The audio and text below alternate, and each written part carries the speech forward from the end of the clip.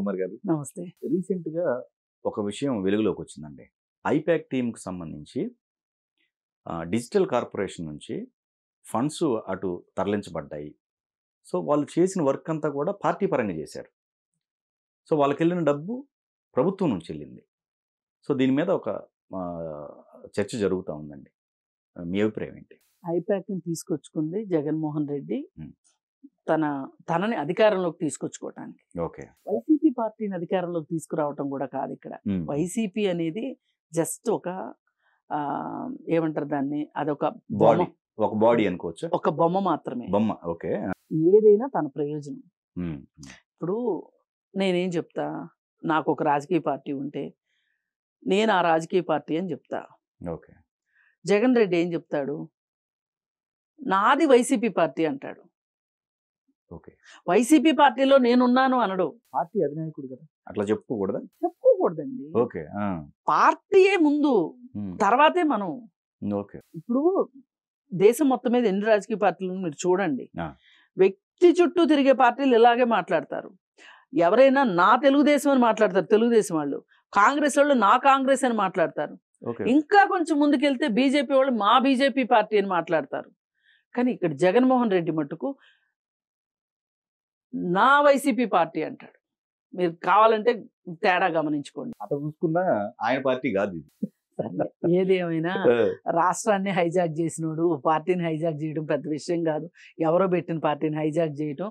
ఏదైనా ఇక్కడ విషయం ఏంటి అంటే, జగన్మోహన్ రెడ్డి తను నేను అనే దాని విషయంలోనే అతను ఎక్కువ బతుకుతాడు. అందుకే ఇవాళ ఆ పార్టీకి అన్ని కష్టాలు వచ్చినాయి. వాళ్ళు ఐపాక్ టీమ్ సర్వీస్ చేసింది మొత్తం వైసీపీ పార్టీకి చేశారు. పార్టీకి చేశారు. అసలు కాదండి, ఐపాక్కి ఆంధ్రప్రదేశ్ గవర్నమెంట్కి సంబంధం లేదు. గవర్నమెంట్కి సంబంధం, గవర్నమెంట్కి సంబంధం, పార్టీకి సంబంధం ఉంది. అదే నేను అంటున్నా. అసలు మనం ఆంధ్రప్రదేశ్ గవర్నమెంట్కి ఐపాక్కి సంబంధం లేదు. ఓకే. వైసీపీ పార్టీకి ఆంధ్రప్రదేశ్ గవర్నమెంట్కి సంబంధం లేదు. వైసీపీ పార్టీ ఒక పార్టీ. ఆ పార్టీ తరఫున ఎన్నికైన వాళ్ళల్లో ఎక్కువ మంది ఆ పార్టీ నుంచి ఎన్నికయ్యారు కాబట్టి వాళ్ళ నుంచి ఒక నాయకుడు వచ్చాడు కాబట్టి ఆ నాయకుడు ముఖ్యమంత్రి అయ్యాడు. వైసీపీ పార్టీకి ఆంధ్రప్రదేశ్ గవర్నమెంట్కి ఇదే సంబంధం, అంతకంటే సంబంధం లేదు.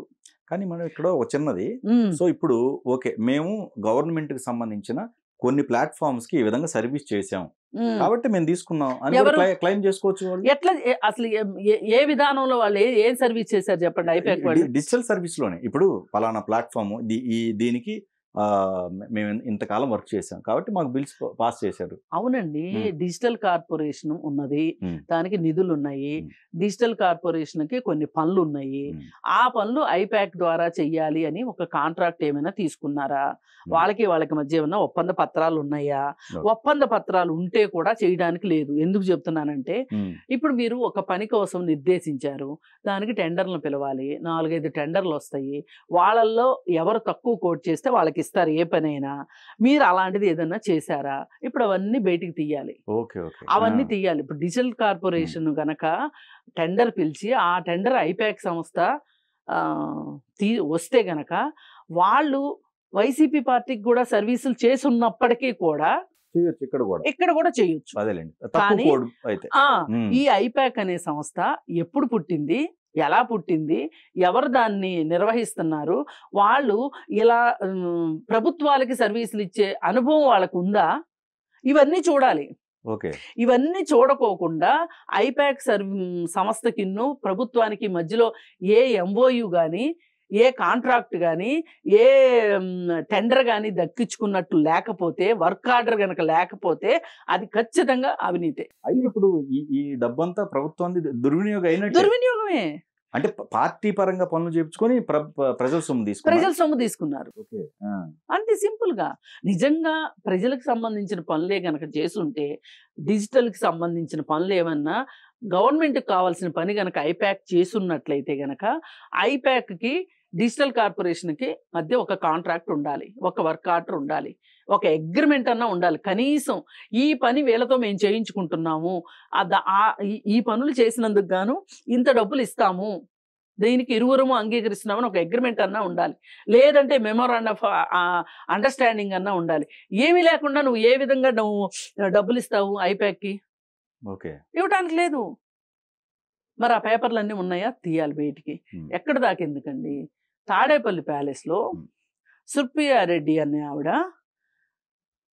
వర్క్ ఆర్డర్ లేకుండా మొత్తం 5 రూపాయల లైట్కి 500 రూపాయలు వేసి బిల్లులు వేసి తీసుకుంది.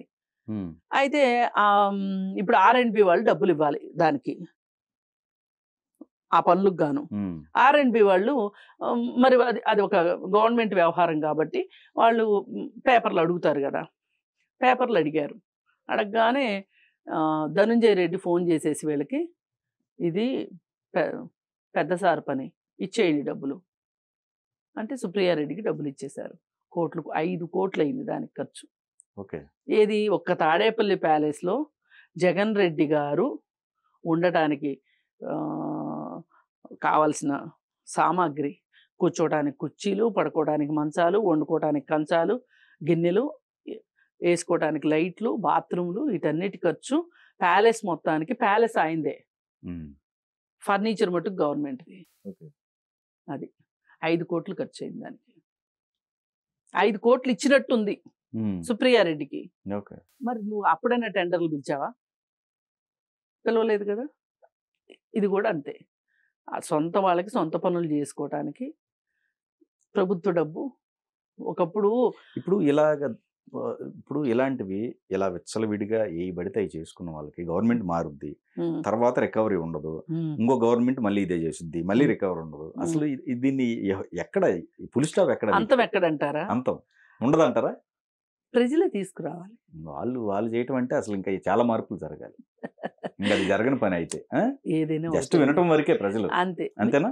జగన్ రెడ్డి అనుకున్నది ఏంటంటేనండి, నేను ఓడిపోతానేమో అంటే ఇట్లాంటి వర్క్ ఆర్డర్లు ఇవన్నీ ప్రిపేర్ చేసి పెట్టుకునేవాడు. కానీ నేను 30 ఏళ్ళు ఉంటాను అని కొంతమంది వెధవలు చెప్పారు కదా. వేణుస్వామి లాంటోడు, స్వరూపానంద స్వామి, ఇట్లాంటి వాళ్ళు అందరూ పాపం జగన్ని పక్కదోవ పట్టించారండి. తప్పు చెయ్యినాయన జాగ్రత్త పడు అని మట్టుకు చెప్పలా. 30 ఏళ్ళు ఉంటాను అని చెప్పారు వాళ్ళు. నేను 30 ఏళ్ళు ఉంటాను అయితే ఏదైతేనే 30 ఏళ్ళు అనుకున్నాడు ఆయన టార్గెట్. 30 ఏళ్ళు ఉంటాను కాబట్టి 30 ఏళ్ల లోపు ఈ తిమ్మిని బొమ్మిని ఎన్నైనా చేయొచ్చు అనుకున్నాడు.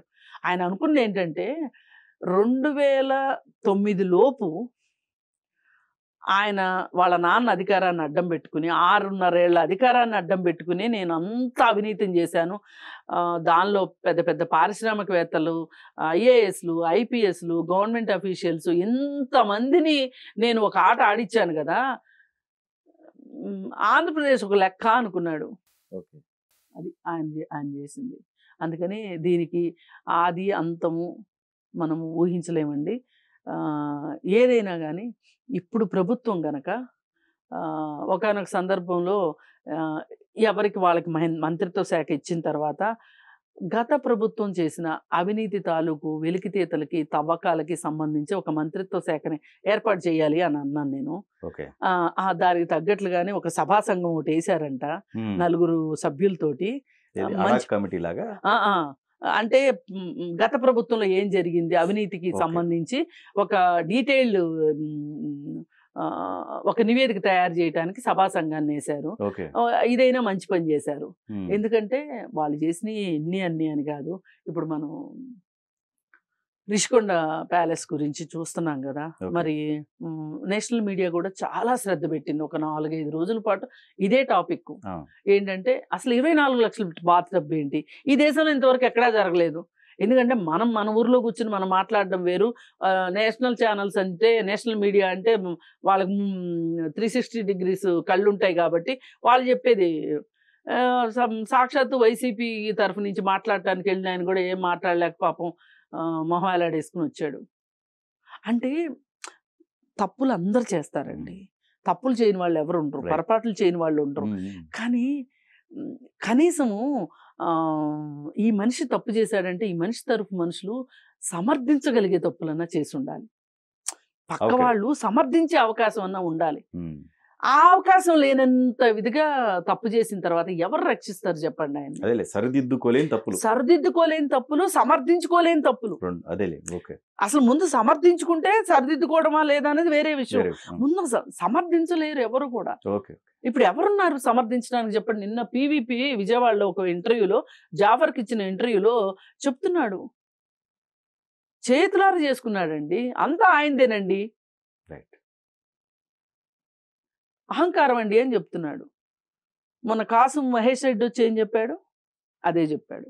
ఇంకొకళ్ళు వచ్చినా అంటే వాళ్ళకి వాళ్ళు ఎంతో కొంత వ్యవహారం ఉన్నవాళ్ళు బయటకు వచ్చి ఈ విధంగా మాట్లాడగలుగుతున్నారు.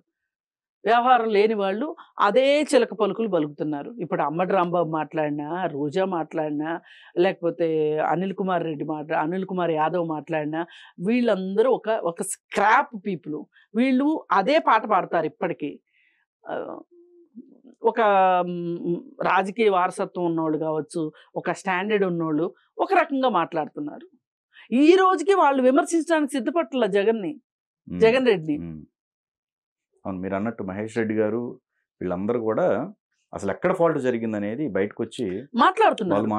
వీళ్ళు మారరు, ఎందుకంటే వీళ్ళు పరాణజీవులు. జగన్ రెడ్డి ఒక పెద్ద అవినీతి చేస్తే ఆ పక్కన కూర్చుని కొంచెం గిల్లుకుందాం అనుకునే వాళ్ళు వీళ్ళు. ఇంక వీళ్ళు అలాగా ఇంకెలా మాట్లాడతారు? ఇది అవినీతికి సంబంధించి డిజిటల్ కార్పొరేషన్ నుంచి నిధులు విడుదల చేయటం అనేది చాలా తప్పు.